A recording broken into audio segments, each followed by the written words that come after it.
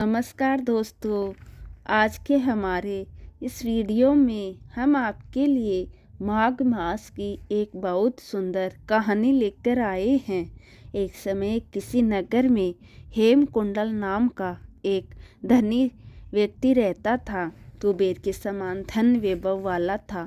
वो बहुत पूजा पाठ दान आदि करने वाला व्यक्ति था। गाय का पालन करता था और मंदिर कुएं आदि का निर्माण उसने करवाया था।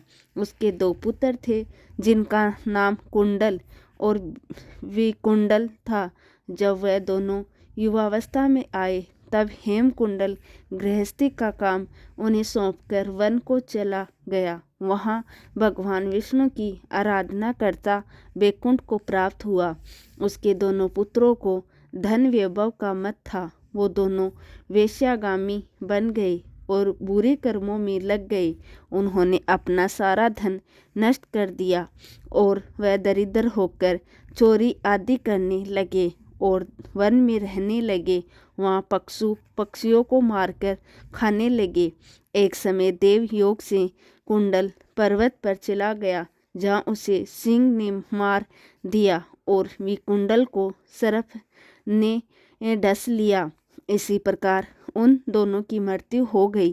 यमराज के दूत उन दोनों भाइयों को एक साथ यमराज के पास लाए और बोले, महाराज, इन पापियों के लिए क्या आज्ञा है? तब यमराज बोले, बड़े भाई कुंडल को घोर नरक में डाल लो और दूसरे भाई विकुंडल को स्वर्ग भेज दो।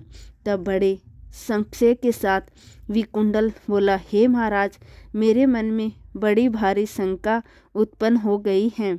हम दोनों भाई एक ही कुल में उत्पन्न हुए, एक ही जैसे कुकर्म करते रहे। कभी भी हमने कोई शुभ कार्य नहीं किया और हमारी मृत्यु भी एक साथ हुई है। फिर एक को नरक और एक को स्वर्ग किस कारण प्राप्त हुआ है? तब यमराज बोले, विकुंडल, माता पिता भाई बहन ये सब संबंध जन्म के कारण प्राप्त होते हैं और जन्म कर्मों को भोगने के लिए होता है। जो जैसा कर्म करता है उसे उसका फल वैसा ही प्राप्त होता है।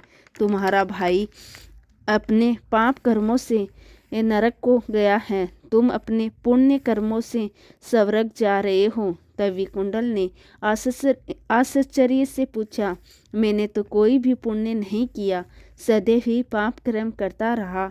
मैंने कौन सा पुण्य कर्म किया है? तब यमराज बोले, सुनो, सुमित्र नाम का ब्राह्मण जंगल में तुम्हारा मित्र था, जिसका आश्रम यमुना नदी के दक्षिण दिशा में था और उसके साथ तुमने 2 बार माघ मास में भी यमुना नदी में स्नान किया था।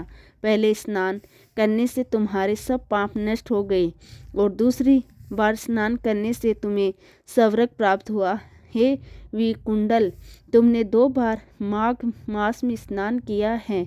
माघ मास के स्नान के पुण्य से तुम्हें स्वर्ग प्राप्त हुआ है। तब विकुंडल मन में सोचने लगा कि अनजाने में किए माघ मास के स्नान का इतना फल है तो भाव से किए माघ मास स्नान का कितना फल होगा। तो दोस्तों, ये थी माघ मास के स्नान पुण्य फल की कथा।